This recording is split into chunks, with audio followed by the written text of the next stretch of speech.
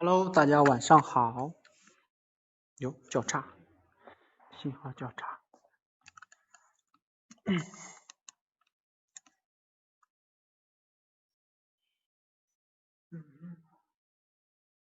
Hello，各位老师，大家晚上好。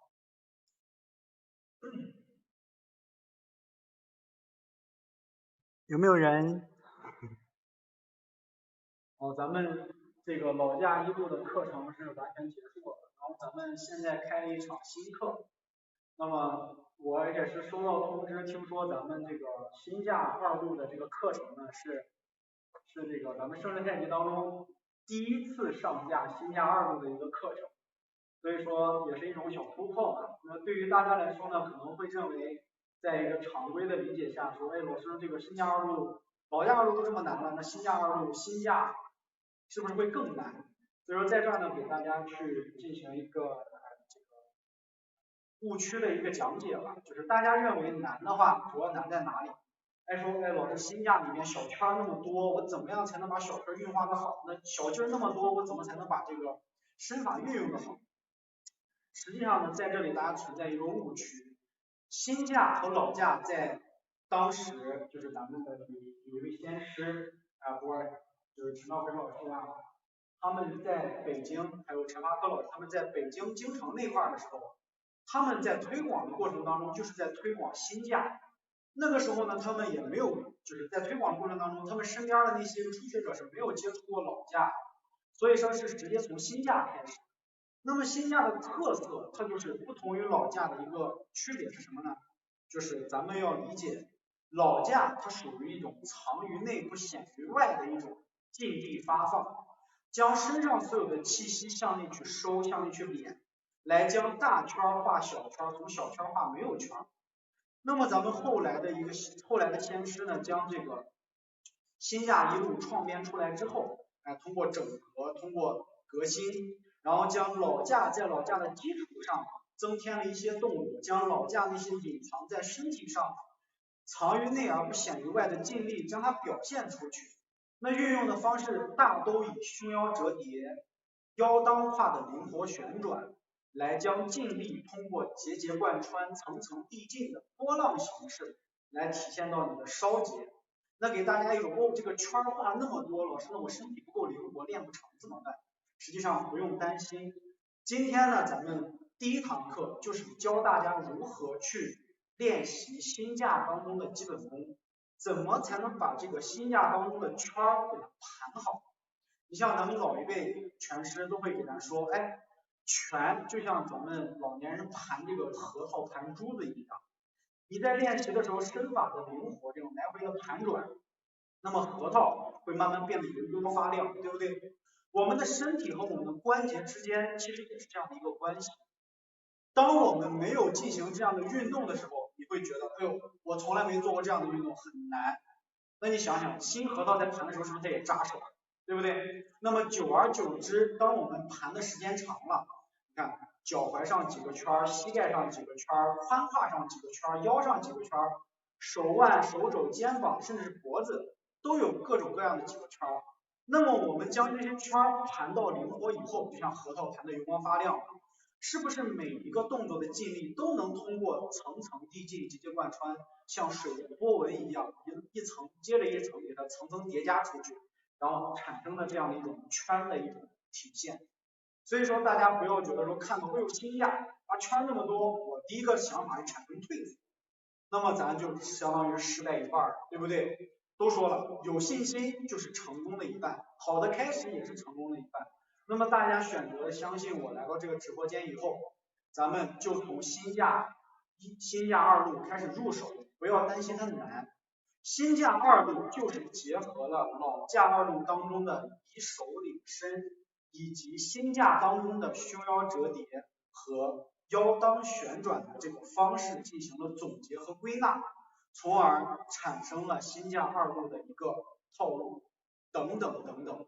所以说我们在练习的时候不要觉得它难，任何的问题咱们在直播间都可以通过提问的方式打在公屏上来，我帮大家去解决。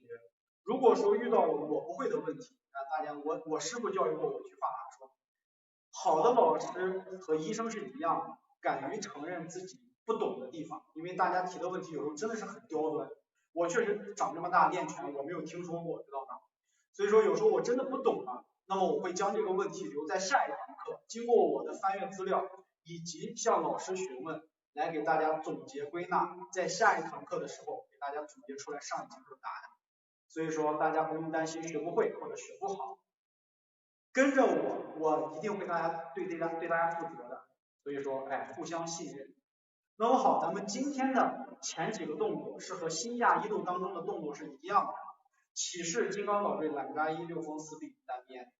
那么我们的这5个动作也是太极拳当中最基础也是最核心的5个动作。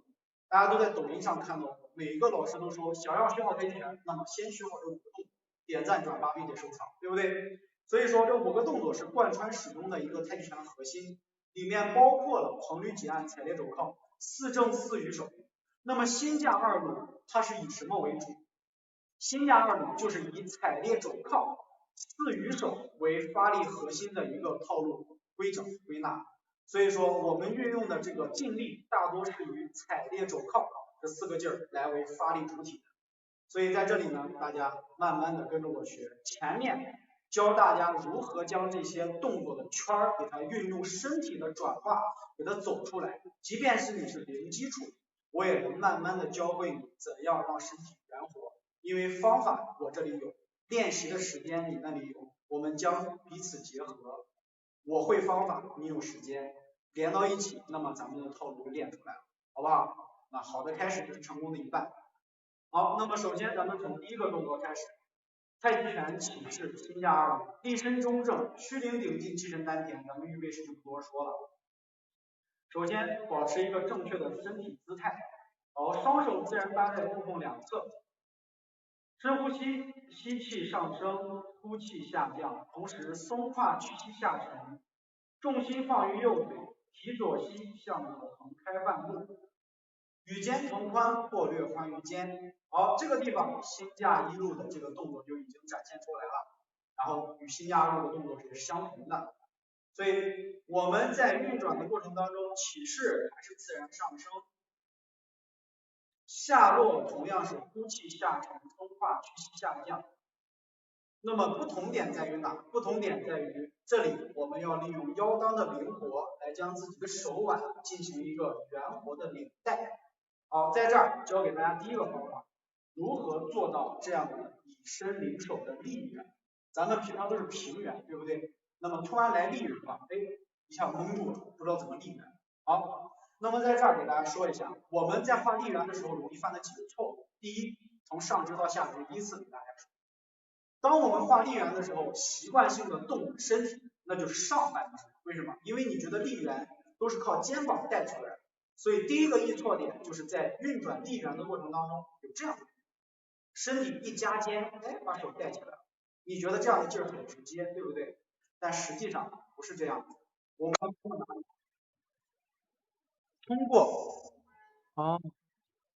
通过腰当胯的转换。好，是大家稍等一下，镜像了是吧？不好意思，刚才没看镜头 ，sorry， 好 ，sorry 啦，这不转过来了，挺尴尬的，嘿嘿嘿嘿。好了，可以了，这一个电话都给我扔过来了。好，懂，明白了，张哥，明白了。没有调镜像，不好意思，突然加了一个这个镜像的功能，挺尴尬，我忘记了。好，那么来我们开始走立圆的方式，怎么走立圆？首先第一点，记住以下几个不要动，那么你的立圆自然就出来了。首先肩不要动，不要尝试着拿肩去领这个立圆，这样的圆领出去，劲儿是僵的，身体是拙的，同时你会出现这种挑肩夹脖子的动作，这是第一个不要做。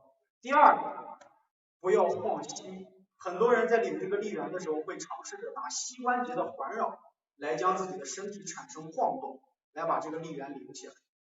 好，这是第二个不要动。然后第三个不要动，脚底不要动，脚下要生根，不要产生这种来回卡，我知道卡了，好了，镜像。这是左手，这是右手，还镜像吗？现在镜像镜过来了没有？这个是右手，这个是左手，镜像调过来了吧 ？Hello， 大家说句话。这个是右手，这个是左手，我晃晃。这个是左侧，这个是右侧，镜像调过来了吧？好 ，OK，好。那么刚才说的3个不要动，肩不要动，膝不要动，脚掌生根不要动。那么掌握好这3个点，不要挑肩，不要转腿，不要掰脚，这3个不动，那么你的力源就没有问题了。好，那么我们开始教学如何去走力源。走力源的过程当中，是我们对于腰胯的一种运用。看好，当我们一定要记住这一点，当我们松左胯的时候，太极拳老家一路里面有句话叫做螺旋下沉，缝转必沉。那么当我们松左胯的时候，身体是不是会向左下方微微下沉呢？对不对？所以这个过程当中，你的手就随着身体慢慢将这个原理带出来。这个地方心架就开始由与老架出现不同了。心架将身法的运转达到了一个与手高度的整合。看，当我们松左胯的时候，身体会向左转，那么在你重心马上要移到右腿的一瞬间，迅速的松右胯，那么你的身体会形成一个向左领带双手，同时迅速向右领带双手的一个圆形。那么这个身法在你的丹田当中体现就是一个顺时针的圆形，对不对？所以我们的手掌怎么去做？就是随着身法的旋转，来将自己手部的一个运转体现到这个身法的旋转，来带动自己手部关节的一个旋转。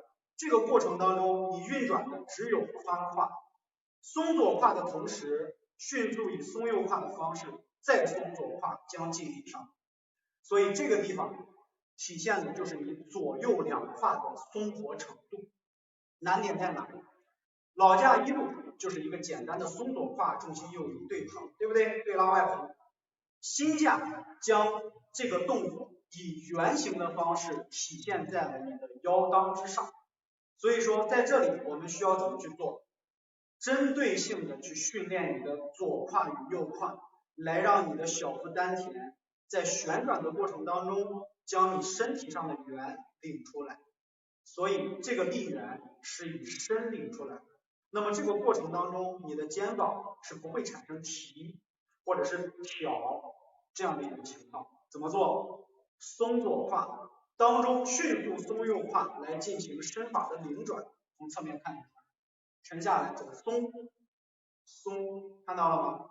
肩膀是以平行的方式将双手的圆给它领出来。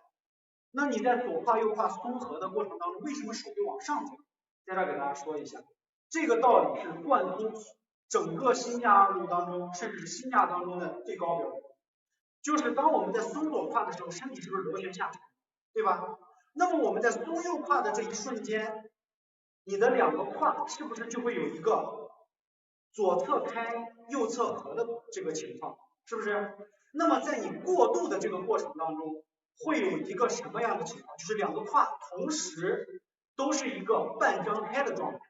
那么你的两胯同时半张开，你的身体是不是会有一个微微的小的劲力的上引？去把这个上引体现到你的身体上就行。好多人理解不了，说老师你看我左胯一开，左胯一合，那我合右胯的身子不是直接这样领出来了？那它就少了一个中间的细节过渡。当你松完左胯转换为松右胯的时候，你的两胯会有一瞬间是这样子，都打开了一个半打开状态。那么半打开的时候，你的身体是有一个向上微微领的一种感觉。所以微微领的这个感觉怎么来？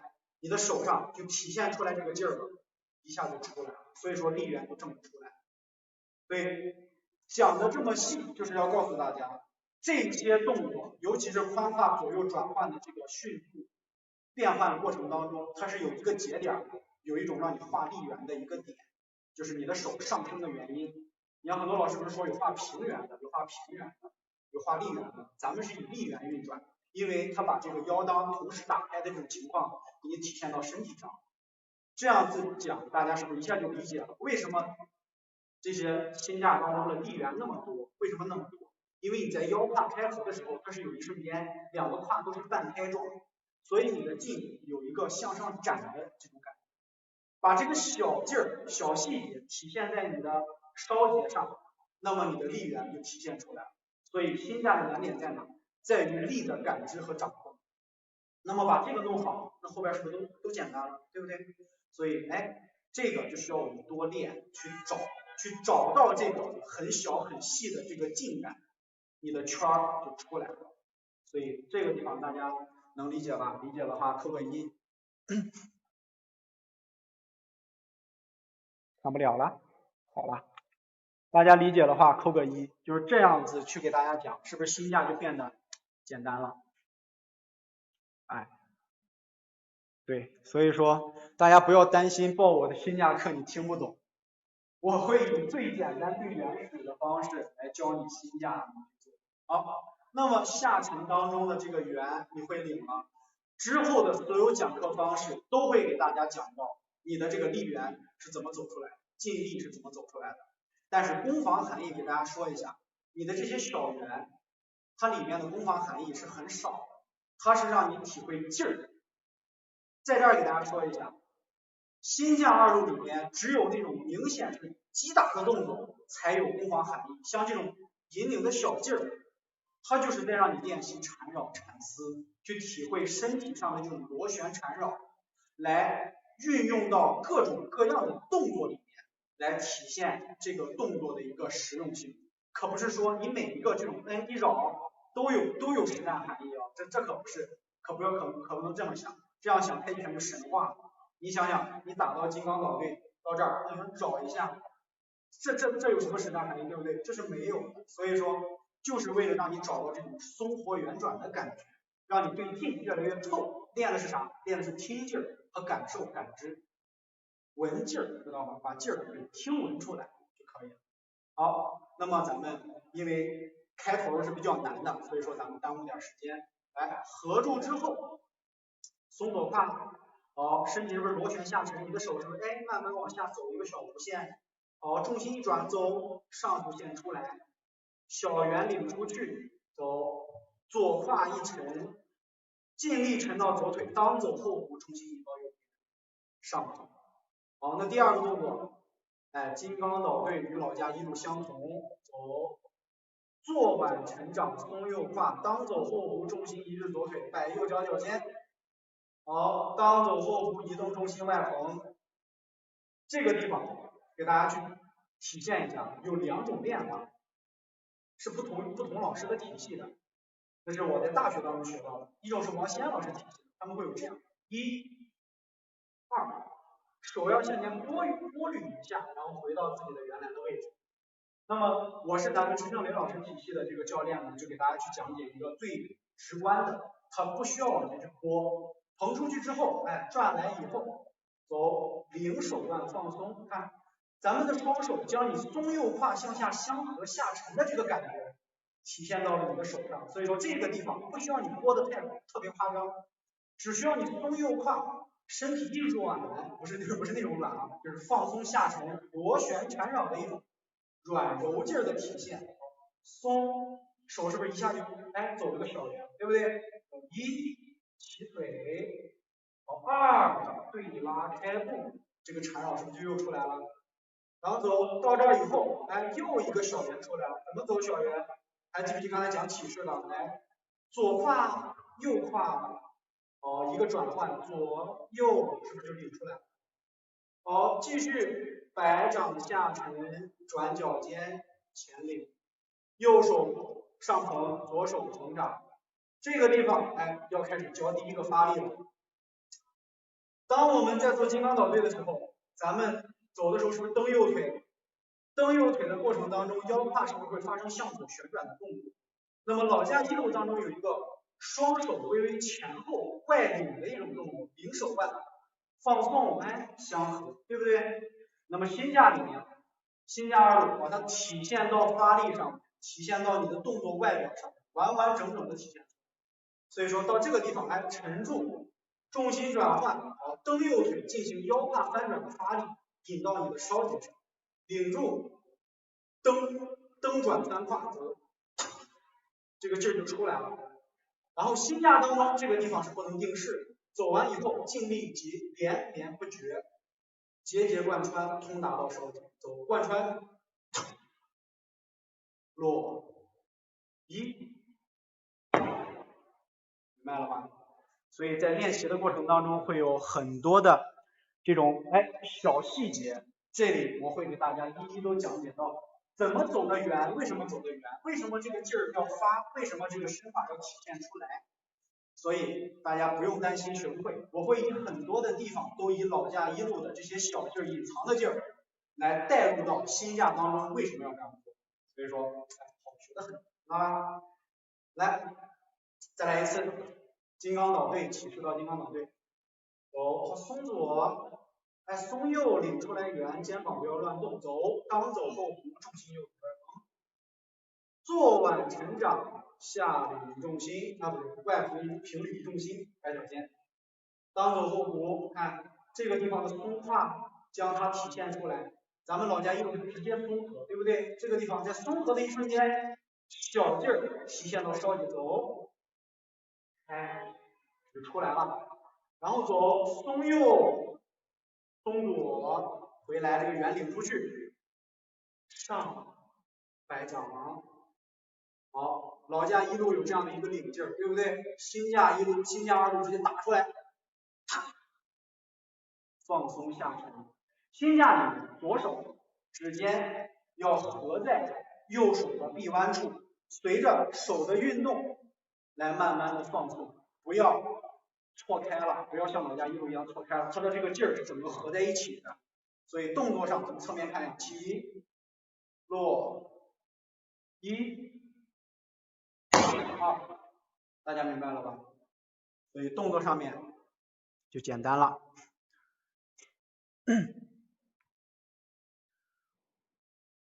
新架二路群，老架一路，老师新架一路、新架二路有什么相同和不同啊？老师老架一路和老架二路有啥不同？你想想不就行了吗？老架一路一身领手，老架二路一手领身；新架一路一身领手，新架二路一手领身，那不都是一路和二路的区别吗？所以说前的5个动，之前的5个动作都是相同的，到后面慢慢的套路尽力不同就出来了，一个刚猛，一个松柔，一个讲藏内养气，一个讲外放发力，所以说它们本质上的不同就是一个刚猛一些，一个温柔一些，而且新架一路和新架二路在以前都叫做套锤，只有到后来了，咱们这些套路改编编排过之后，才逐渐改名叫老架一路、老架二路、新架一路、就是老架二路、新架二路，才改成这样。他们原来的名字叫做陈氏拳炮锤、陈氏炮锤，知道吧？陈氏一路炮锤和陈氏二路炮锤，后来改名字了，叫老架一路、新架一路、老架二路、新架二路，知道了吧？好，来再看一次，不同方向，侧面看一下。好，注意腰当胯的灵活运转，松，领，起，扶出去。好，坐腕成掌，旋转摆脚，当走后弧。好，松右胯的时候把这个劲儿领出来，走起，开步，松，转。好，上步发力啊，把这个劲儿直接送出来，下沉，一，明白了吧？这个方向来看一下，这边合住，好，领，起，走，摆脚尖，推，好，松胯的时候把这个劲儿领出来走，松领到梢节，提腿，对拉开步，走，迅速的松转，投出去，蹬腿发力，领手腕，走，放松下身，冲拳提膝，这样大家就明白很多了吧？所以简单很多，所以也好去讲解了，难。一点都不难，老师，慢慢来就好了。我都已经给大家讲了怎么画圈了，画圈是怎么画出来的，还难啊。好，那这是第一个动作，金刚捣队。好，金刚捣队，老架一路怎么用？是不是说，哎，提腿开步对踹腿，然后尽力是什么对拉，然后走上步，这个干嘛？为什么老架一路里面有个轻轻的这种零手，对不对？那么新架里面的这个动作，就是将老架里面的这个轻轻的零手外蓬做成了发力扫指尖的一个动作，把力量整个都发出来，通过哪？腰当胯的旋转，膨上去，直接就发成力了。所以说它就是把老架一路不体现在外侧的一个劲儿，给你体现在了外面。所以动作上学会了，那么劲力上你就想，我把老架一路藏起来的东西都外放，这样就好理解了。好，那么来第二个动作，懒扎一。好，这个时候你看金刚捣队又开始了这样的一个画圆，其实它就是变着法儿的让你画，对不对？金刚捣队结束以后，老架一路这个新架二路再走动作，你看这样去画力圆。那同样，金刚捣队就是手合起来，这样让你画力圆。那么这样画力圆的时候，在这里咱们的这个动作里会有一点点稍微的改变，它将新架二路当中的这个圆转灵活的腰当带领手的力圆画成了一种发力动作。所以说我们在松左胯、松右胯的时候，把这个下沉的力给它发出去，领上来，明白了吧？领上来的一瞬间和右胯的这一个过程，把这个向下松沉的力量给它发出去，这个就是新架当中开始开发老架一路的一些力量，就是把老架一路里面有的没有的劲儿开始往里增添新的力量，腾往外去放。这个动作的力，看腰胯的活动还是带着你的身体发力圆。那么在什么时候去把这个力量发出去？看左胯过渡，哎，领成力圆以后抬起来之后，在你松右胯的一瞬间，去进行一个尽力的松沉下，走起，这个力量就出来了。但是咱们这儿不要定势，就是一个简单的往外一放，就收回来了。再从咱们的刚劲儿变成了温温柔柔的外四处女内藏金刚的一个状态。所以金刚捣队怎么松，出来以后，这个地方别定了，走，直接走上，双手于胸前中线、身前中线直接变掌，松左胯，身体上领，把这个力圆画大，再松右胯相合，重心回正，双力掌，左手自然搭在右手手腕处。好，合到这儿以后，松左胯，以身领手，身体的左转，左手带下，右手上头，重心右腿。好，再松右胯，重心左移到左腿，左手上，右手下，齐膝相合开步。好，那么到这儿以后，老架是不是松左胯穿掌，对不对？那么新架它不再是穿掌了，而是通过拧腰旋胯的方式，将你的这个掌变成一种摆掌，因为它的这个身法不再像老架咱们说的单手正面缠字一样，它蹬腿穿，而是通过腰当的螺旋转换。看，一到这以后，直接松左胯，这个身法直接就带过来，直接松左胯身法就带过来。所以说，合到这儿以后，来松左胯，身体微向左转，重心下沉，右手逆缠，左手搭在右手小臂内侧，走，当走步不移重心，领上去，左手与右手形成推蓬相合的一种劲力，合右胯，好，慢慢打开，左手与右手形成对拉外懒扎。这个时候左手不叉腰，自然合在小腹丹田处。至于为什么，在这儿我没有听过完整的解释，就是把动作样子给改了，每个老师的特色不一样，所以说手是合在小腹丹田处的，没有再去这儿，没有再叉腰了。所以老架一路跟新架和老架的区别就已经开始出现了。然后形成了懒扎衣。好，来新架二路，包括咱们新架当中的难点，就在这个懒扎衣当中的难点，就在这个金刚岛对这儿怎么画这个力圆，怎么去变换。好，结合启示当中给咱们讲了，通过腰胯的左右开合，来利用身体的旋转，将手上的这个梢捷径体现出来你的中捷径。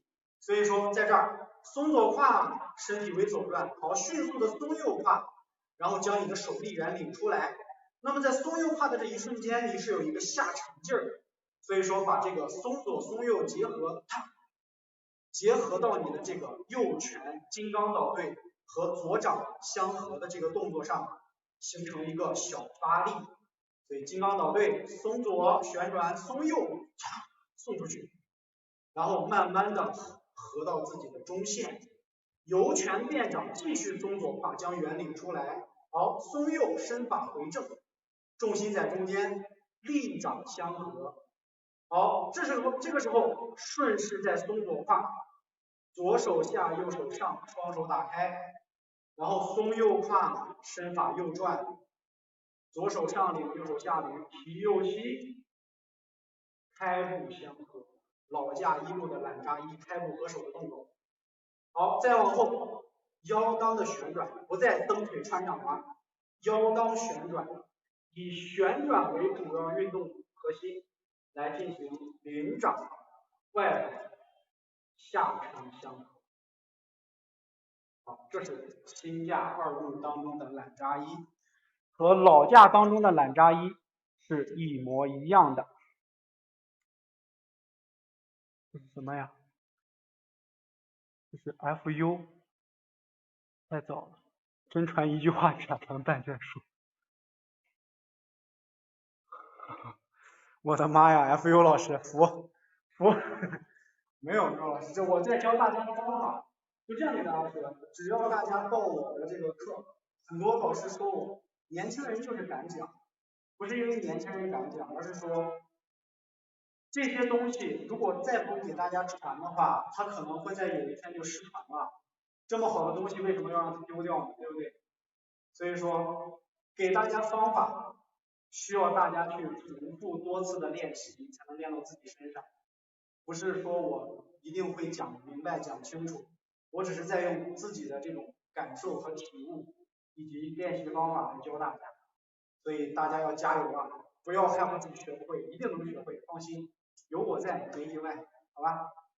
来，金刚捣对，来再看一次，走，松左，领左右的腰裆转换，通过转换的当中和起势的那个动作是一样的，你的这两侧会有一瞬间的同时半开状，那么你的身法一定会有一个小向上领进的一个动，所以金刚捣对，左右当中的转换放松，那最后的一下子向右松合，有一种下沉劲，将你的金刚捣对手给它放出去，把这个下沉劲这是松出来的，不是倒出去的，不是倒出去的，它是松出来的。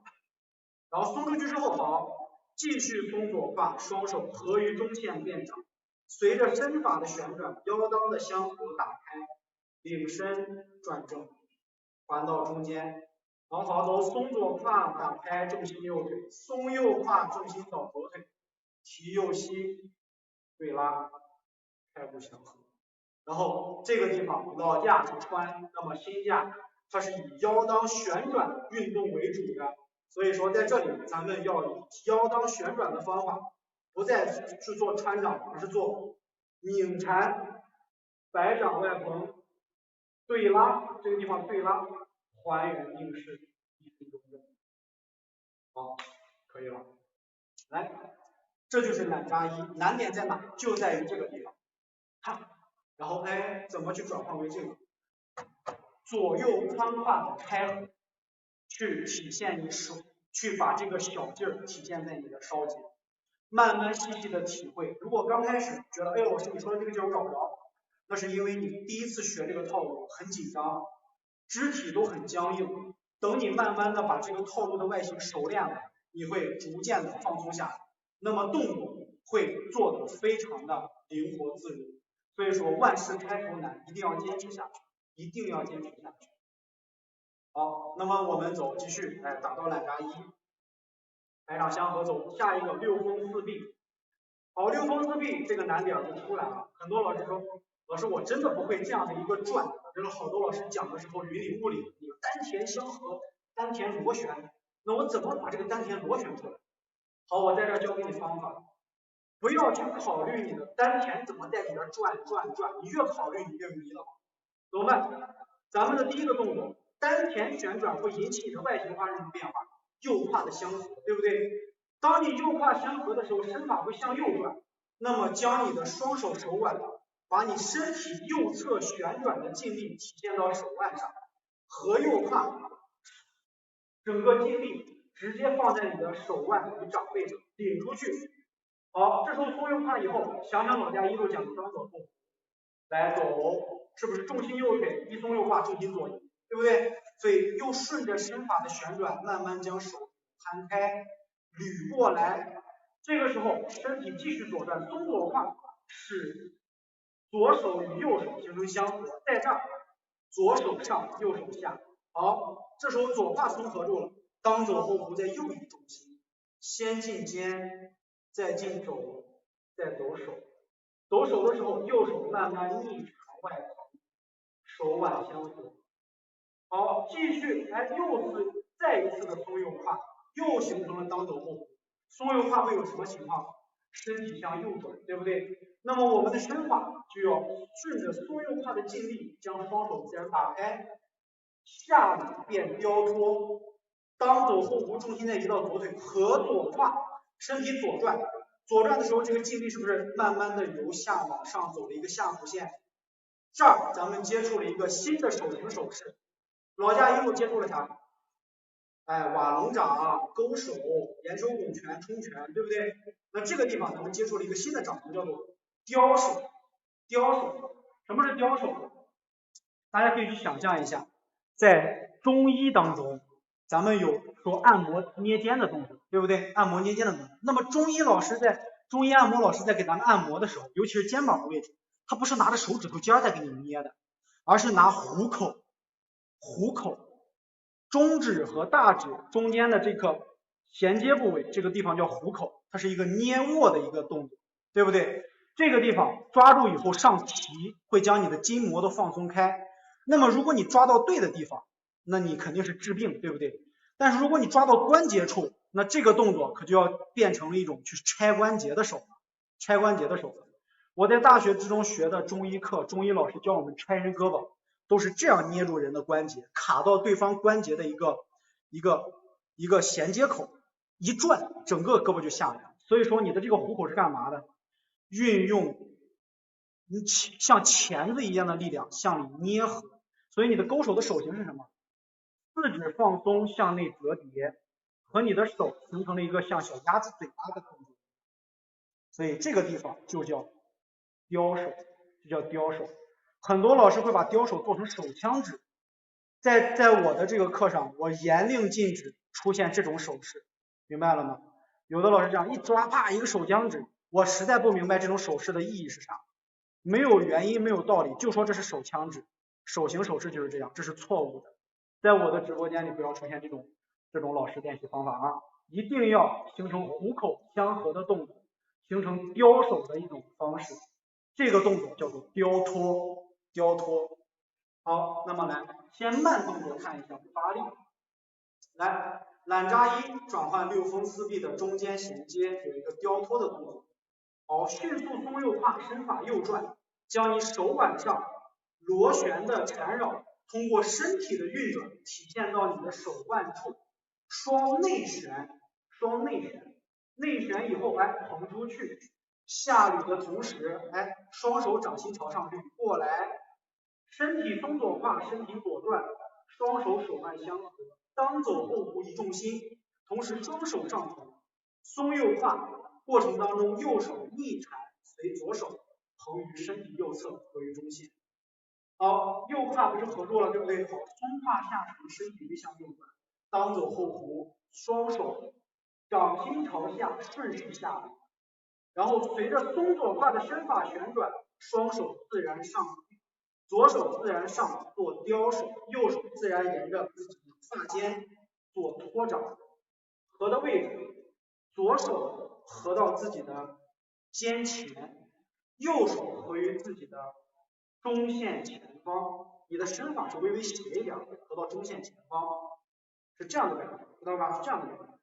所以正好托起来，左手略微高于右手一点就可以了，不要高的太多。你像有的时候做表演的时候，你的雕托会打成这个样，对不对？很漂亮。但是传统套路当中，雕托手是一个合得很紧实的动作。为什么？没有人的胳膊有这么长，对不对？所以雕托这个动作要放紧实、紧凑，尽力整合托好，这样的一个动作就可以了。好，来再看一遍。懒扎一转旋风四臂，一，松合右胯，身体微右转，双腕内旋。二，当走后步下移重心，手腕相合转腰。三，当走后步右移重心，双上横，走挤，把这个劲挤出去。好，这时候右胯到位，有松沉，身法微向右转，由身体的右侧后方像单手侧面缠丝一样，横雕托起来。好，那这个动作细节上就咱多学了一个1、2、3、4雕托的动作。那么这个动作上还是同样像刚开始给大家讲的内容一样，你是怎么把这个圆转出来？腰胯的左右松合。你想想你在左右松合的时候，身体是不是会产生一种类似于波浪式的一个运转？这个就是对于劲力的一种感知和感受。你的肢节非常放松的时候，我们的丹田运转，大家都知道，丹田运转是以圆形的方式运转，对不对？那你的肢体肯定不是以前后来回乱晃，对不对？所以你手上的手型手势就是丹田运转当中的一些圆形的轨迹，圆形的轨迹。所以你越放松，那么你的手上的这个圆打的就越圆活，越圆活。所以说难点在哪？难点在松弛，难点在松，一松一转就过来了。所以我们为什么画不出来这个圆？主要原因是因为紧张，因为紧张。所以大家会觉得，哎呦，这个动作有点太难了，不太好整，有点跟不上。不要着急，先学会卷手腕，用外形去牵动内在，用外形去牵动内在。所以说，我练拳很阳光。老师，我第一次听说形容人练拳阳光的。啊，那么我们在练的时候一定要记住，将你的肢体放松好以后，把这个外形动作体现出来的过程当中，逐渐的把你的身体放松，那么你身体的这种圆转自如就出来了，知道吧？咱们开始做的时候肯定是可紧可硬，那么紧久了以后，你的动作开始出现松沉了、柔和了，那么你的动作就形成了，就可以发力了，知道吧？你的动作就很柔美柔和了。所以说还是那句话，去将求柔肯定是必经之路，但是我们只要把动作外形学会了，那么去将求柔它只是个过程。你的结果已经是对的，但是过程一定要很艰辛，你才能把结果做得更好，知道了吧？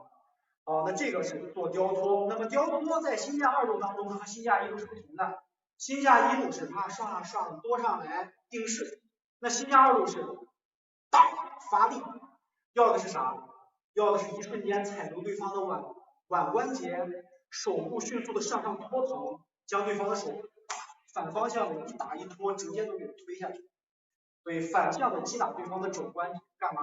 顶住劲儿以后，一捋一踩，砰，这边就上去了。所以说这个新架的动作明白了吧？为啥不让大家用手枪指？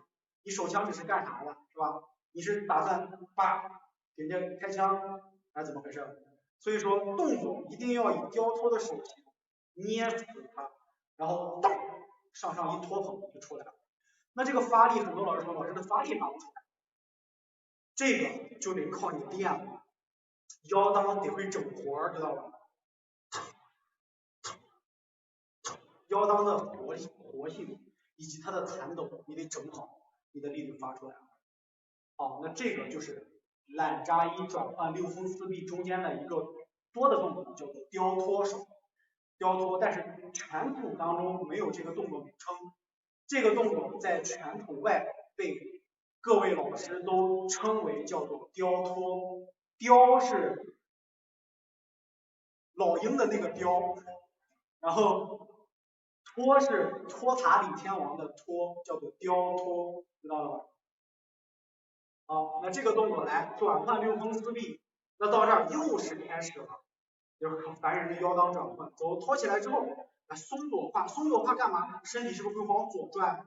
对不对？在这儿也是教给大家两种练习方法，练不好没关系啊。托起来之后，咱们可以先以问方法去运转。如果说老师我腰当转换不灵活，手上体现不出来小劲儿，那么能不能遵循老家一路的练习方法，由大化小，由小化无，对不对？咱们可以先将身法领得很大，将双手自然摊开，然后上横双腕内旋折叠，合于自己的身前中线，当走后步移重心，扣左脚脚尖，跟步按掌外横下横，按掌下横下横。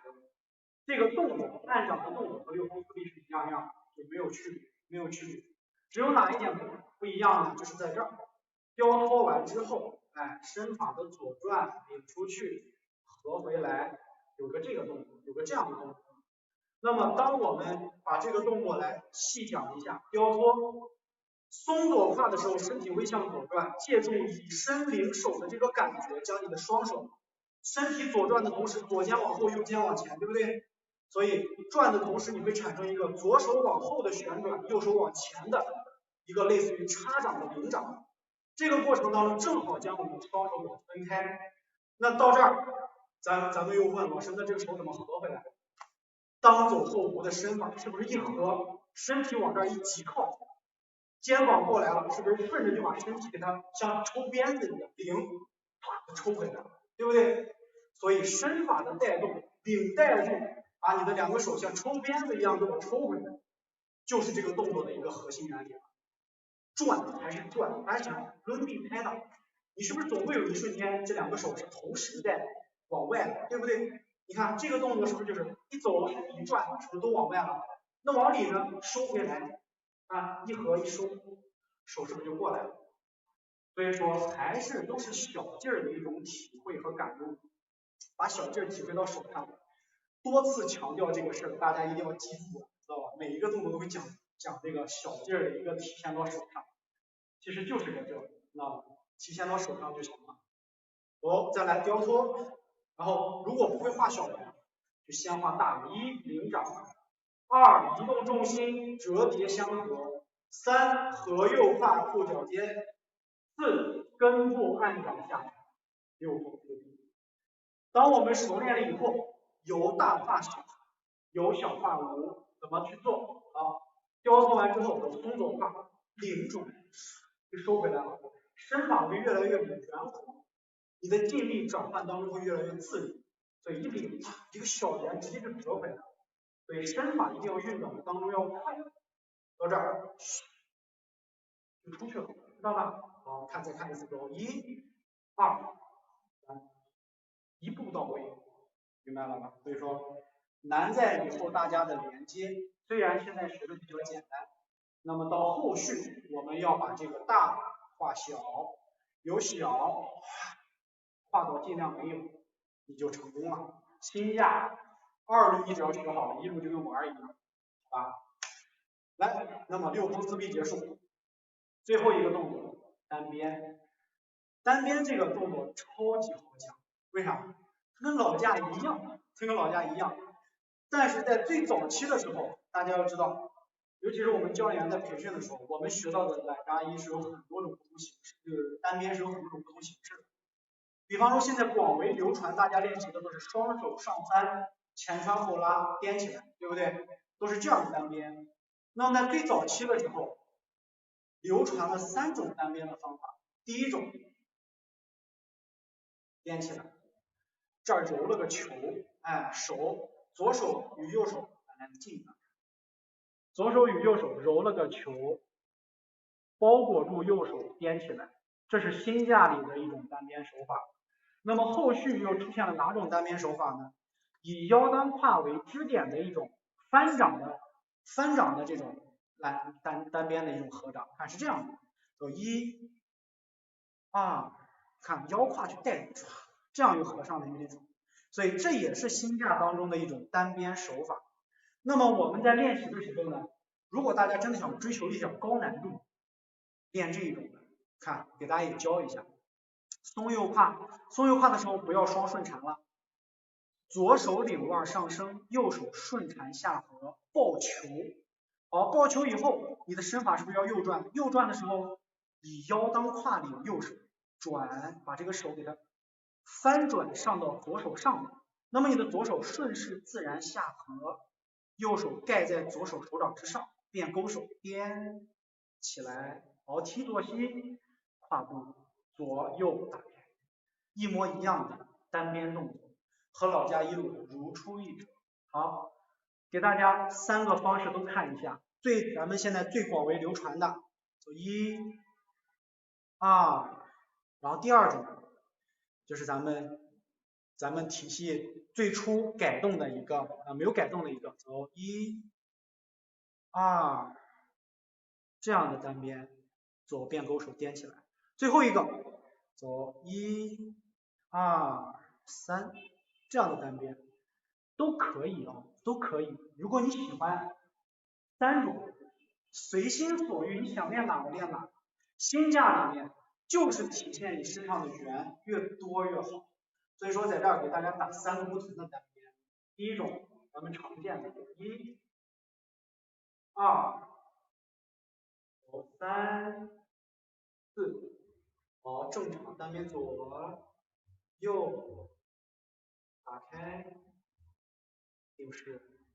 然后第二种单边走，好转，起，开，你的晃动会更多，不是晃动啊，你的腰当转换会更多，然后同时动作技法上的小细节更多，所以难点会多一点。最后一种，1、2、3、4，左右拉开，哎，就是这几种不同的方式，然后你选择一个你觉得做起来最顺、最舒服的，其实还是推广的最简单，对不对？但是给大家说了，既然学了新架2本身就是一种挑战，那何不反正都已经这么难了，再往高处攀登，那不更爽了，对不对？所以说，敢于面对困难，对不对？那这都是垫脚石，简单的很。好，那么下面我给大家完整演示前5个动作，正面和背面。一定要记住今天教给大家的是什么？你的力源是怎么出来的？你的这些腰胯左右的松合是能让你体现出哪种小劲儿，让你怎么去把力源体现得更好，身体体现得更灵活。今天这个教学前5个动作，目的性不难，就是难易程度上不高，但是重点就是为了让大家明白新架的圆到底是用一种什么样的原理走出来的，怎么样才能把新架的圆走好，用这样的方式你能走得更顺，才能做好打新架一路的动作，懂了吧？这已经属于教科书式的一个教学方法，真的，怎么动都告诉你，所以就看大家怎么练了。好，预备式，我起，好，前5个动作不动位置，不好意思，我起，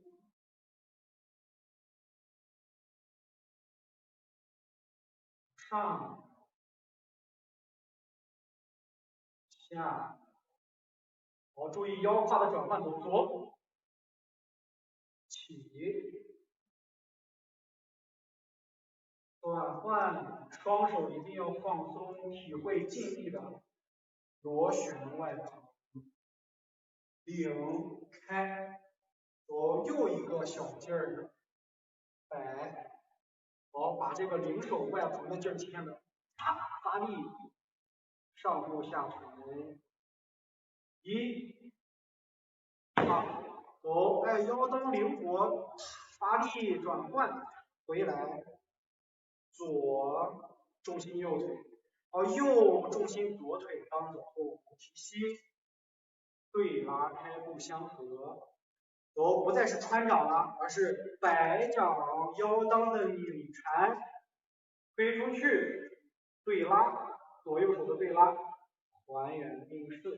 好，一沉中正。我松右转换，把注意力送到手腕上，下沉，捋过来，合住手，背、肘、手，肩肘手肘下，松右胯，身体会多向右转一点走。单手侧面缠丝的这个劲力就体现出来了，腰托，好，身法领带旋转，走，以身带手，像抽鞭子一样把手抽到合在一起，按掌下沉。好，常见的穿、领、膝、胯部、左、右、翻。没问题吧？好，收，来抖抖腿。方法教给大家了，怎么练？是不是就是大家的问题了？来，背后再看一遍，再考虑。走。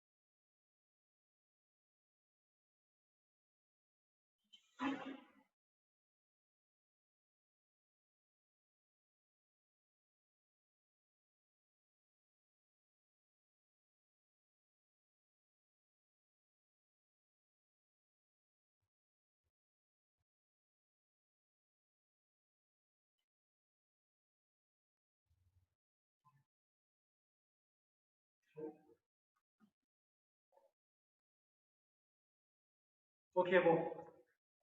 大家能，哎呀，不好意思，大家能听懂能听懂我今天的讲课吧？然后，哎呦，哎，懂了吧？今天这就是前5个动作，然后给大家说一下，在这前5个动作当中，今天教给大家的什么方法？教给大家什么方法？首先第一个，腰当转换的这些小圆一定要体现在你的手上，它根本不难，难在哪？难在你对力量本身找不到感觉。为什么会这样？因为太硬了。所以说你在动作的时候，哎动，好像只有这样的动作，但是你把肢节放软，你感觉跟面条一样，然后这种感觉你会慢慢的抖，这样比较放松，这个感觉就出来了。腰当的转换，你整个手都炸开了，就看着就跟放烟花一样。只要你能感受到丹田轻微旋转的一个力量，让梢节跟着它去动，那么你就把心下掌握住了。这儿的任何一个左右的开合，给大家说一下，一定要弄清楚力源的由来是啥。当我们左右开合胯的时候，你的胯肯定会有那么一瞬间是2个胯同时是半开状的，那这个时候就是你身法产生一个微微有一点上领的这个力的时候，把这个力体会到你的手上就可以了，然后你的力源就出来了。那么所有的动作，不管是这个动作唰，对不对，都是这样的一个原理。你怎么晃出来的？松右松左，唰，你这个瞬间，你的这个手跟丹田的旋转，它这个开合的这一瞬间，就是有个微微往上的这个小劲感，是吧？一下把这个劲儿转换出来，再去走动作就可以了。所以说，今天教给大家的是什么呀？找劲感，然后把劲感体现到你的手上，不要再像老家一路一样藏起来。把你能找到了这种螺旋缠绕的劲，全都用手的梢节给它体现出来。那么千万要记住，大家肯定会出现一个这样的情况，哎，就是手腕动，知道吗？身子不动，就算身子动还就是这种情况，这个就是腰裆没有开合，只是进行了重心的前后移动，一定要记住。从侧面看，从侧面看，看好，你一定是这么在动，明白了吧？不断的在左右转。所以方法教给大家了，心架二路真的不难。第一节课为了干嘛？让大家了解什么是心架，让大家对心架的练习有信心，然后好好下去练，花时间去练。心架最怕的就是你盘它，就是你盘它，知道吧？所以说不要觉得心架这小劲儿太难了，盘圆润它，盘活它，就像孟鹤堂说相声，盘它就给它盘出来就行。所以说难不难，一点都不难，重点在于你去盘。所以把手上的圈、脚上的圈、膝盖上的圈、脚踝上的圈、腰腹上的圈、脖子上的圈、肩膀、手肘，都把这几个圈给它盘出来，咱们的心架就成功了，知道吧？所以说难点不多，明白了吧？所以说大家只要能听懂心架，是不是就没有毛病了？好多人说心架难，反正我在练的时候，我不知道心架难在哪里，我就是找了几天这个感觉，然后就找到感觉，会晃，不是晃，就是我喜欢把这个动作叫做晃，实际上是那种揉嘛，把这个劲儿揉出来，然后慢慢揉着揉着，这个感觉就啪就出来了。所以说你就要多盘一盘就好，所以对不对？大家只要能理解能听懂。还有啊，咱们这个课是全盛世太极全武第一次上架心架二路的课程，心动不如行动啊！